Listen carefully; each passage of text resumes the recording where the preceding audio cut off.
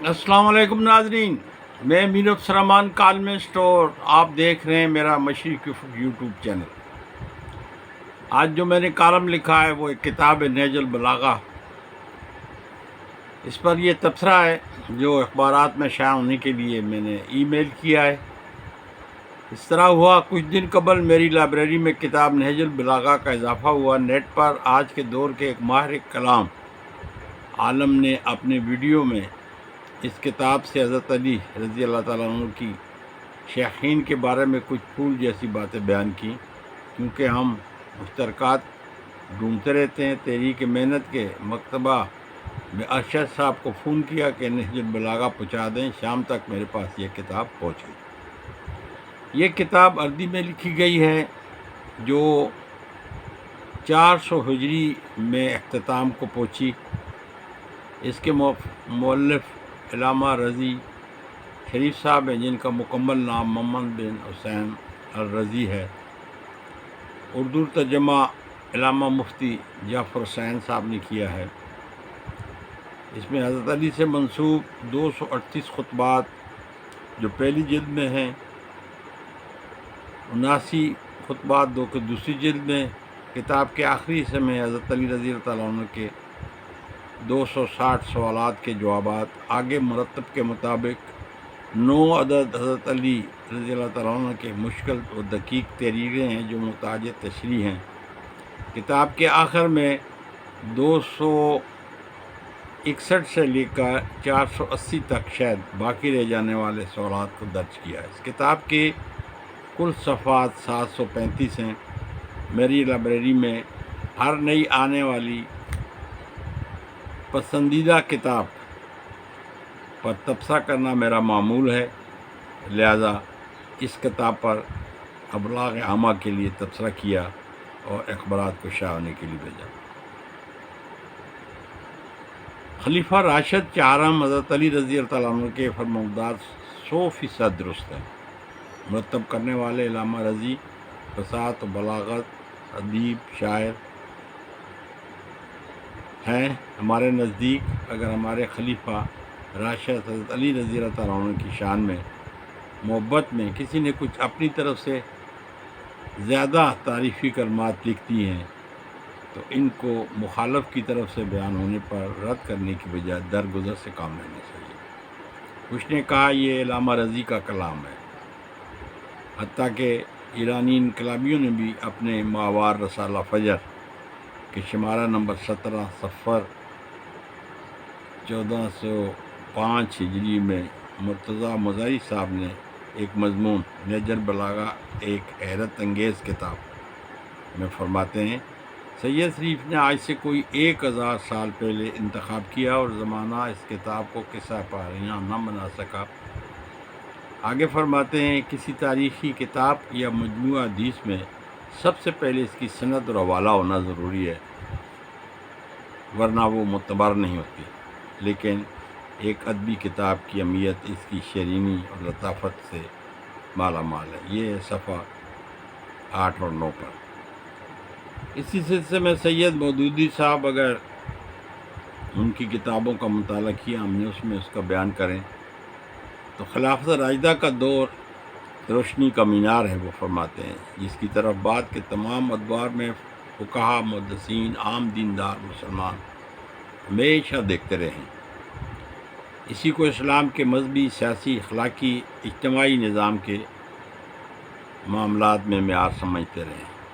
یہ حوالہ ان کی کتاب خلافت و ملکیت، صفحہ 102۔ مترجم جعفر حسین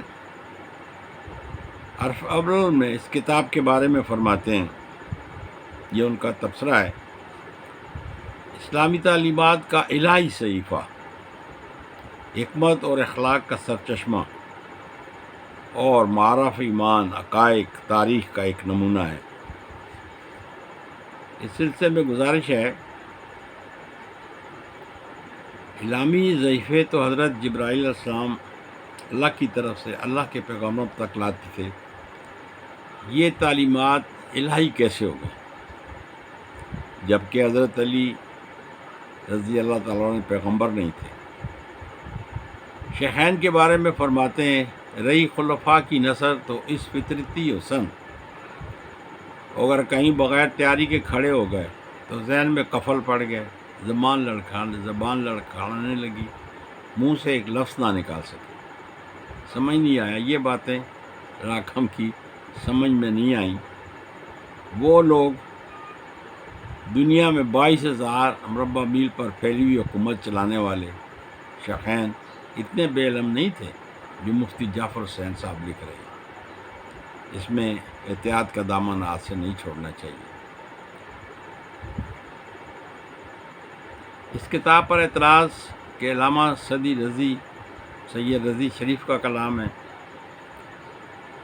اس پر لکھا کہ یہ کتاب پہلے سے موجود چلی آ رہی تھی۔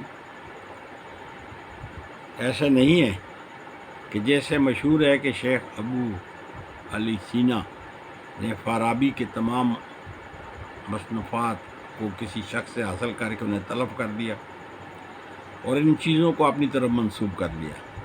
ایک اور بات یہ ہے کہ کتاب سلطنت عباسیہ کے دور میں ترتیب دی گئی جو اہل سنت کا مرکز تھا، اس پر اس وقت علماء سے کسی نے بھی اعتراض نہیں کیا، یہ بات ان کی صحیح ہے۔ مخالفت کرنے والے ابن خلقان ایک صاحب ہیں، انہوں نے اس کے اظہار تذبذب اور ذہبی، جن کا نام امام ابو عبداللہ محمد بن عثمان ہے، اس کتاب کے متعلق اپنی کتاب المنتقى میں لکھا ہے، اس میں شیعہ علماء کا ذکر ہے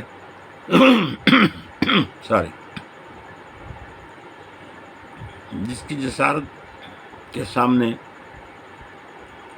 انکار کے سامنے 21 علماء کی تائیدی تحریریں ہیں، جنہوں نے نہج البلاغہ کتاب کو حضرت علی خلیفہ راشد چہارم کا کلام مانا ہے۔ یہ انہوں نے صفحہ 36 سے صفحہ 40 تک لکھی ہے۔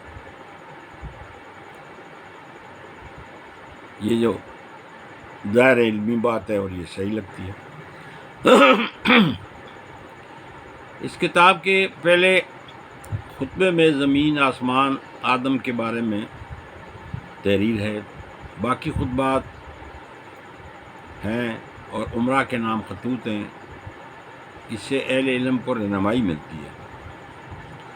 دوم خطبہ کی تشریح میں امامت و خلافت کا ذکر کیا گیا ہے جو ہماری تاریخ سے لگا نہیں کھاتا۔ خلیفہ سوم، خطبہ سوم شقیقہ کے نام سے ہے۔ اس کی تشریح میں شیخین کے بارے میں عمر بن بحر جاحظ کی تعریف یہ کہ دونوں گزر گئے اور تیسرا کوے کی مانند اٹھ کھڑا ہوا جس کی ہمتیں پیٹ تک محدود تھیں، کاش اس کے دونوں پر کاٹ دیے ہوتے اور سر کاٹ دیا جاتا تو یہ اس کے لیے بہتر ہوتا۔ خلیفہ راشد سوم حضرت عثمان کی شان میں یہ الفاظ کیسے درست مان لیے جائیں؟ دنیا جانتی ہے یہ وہ لوگ ہیں جنہوں نے اس وقت کی 2 سپر طاقتوں روم اور فارس کو ایمان کی طاقت سے شکست فاش دے کر دین اسلام کو ساری دنیا تک پہنچایا تھا۔ یہ الفاظ اگر درست مان لیے جائیں تو مسلمانوں کا مشترکہ اثاثہ جو ان حضرات کی 4 براعظموں پر قائم اسلامی سلطنت مشکوک بن جاتی ہے۔ احتیاط لازم ہے۔ شیخین کے لیے رسول اللہ صلی اللہ علیہ وسلم کے فرمانات سنیے۔ بخاری میں ہے رسول اللہ صلی اللہ علیہ وسلم پر چڑھے، آپ کے ساتھ ابو بکر، عمر، عثمان آئے، پہاڑ پر زلزلہ آیا، آپ نے فرمایا اور ٹھہر جا، تجھ پر ایک نبی، ایک صدیق اور 2 شہید موجود ہیں۔ خلیفہ اول حضرت ابو بکر رضی اللہ تعالیٰ عنہ کے بارے میں رسول اللہ صلی اللہ علیہ وسلم نے فرمایا کہ جس نے اللہ کے دین کو قائم کرنے کے لیے میری مدد کی، میں نے اس کو دنیا میں بدلہ دے دیا، مگر ابو بکر ایسے شخص ہیں جس کا بدلہ میں نہیں دے سکا۔ خلافت ابو بکر کے بارے میں خود حضرت علی رضی اللہ تعالیٰ عنہ نے فرمایا، ابو سفیان نے حضرت علی کے سامنے جب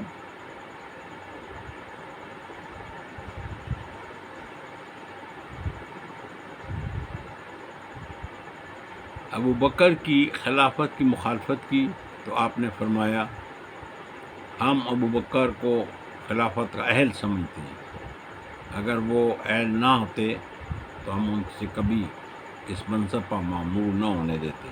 یہ حوالہ کنر اور ایمان صفحہ جلد 5 صفحہ 2374 374، التبری جلد 2 صفحہ 449، ابن عبد البر الاعتصاب صفحہ 689 جلد 2 پر موجود ہے۔ خلیفہ دوم حضرت عمر کو رسول اللہ صلی اللہ علیہ وسلم دعا کر کے مانگا تھا۔ رسول اللہ صلی اللہ علیہ وسلم نے حضرت عمر فاروق کو حضرت فاروق رضی اللہ عنہ کو اپنا وزیر بنایا تھا۔ بخاری اور مسلم میں سعد بن ابو وقاص کی روایت ہے، رسول اللہ نے فرمایا، اس ذات کی قسم جس کے قبضے میں میری جان ہے، جس رستے پر شیطان تجھے چلتا دیکھ لے اسے چھوڑ کر دوسرے رستے پر ہو جائے گا۔ ترمذی میں عقبہ بن عامر کی روایت ہے کہ رسول اللہ صلی اللہ علیہ وسلم نے فرمایا، اگر میرے بعد کوئی نبی ہوتا تو وہ حضرت عمر ہوتا۔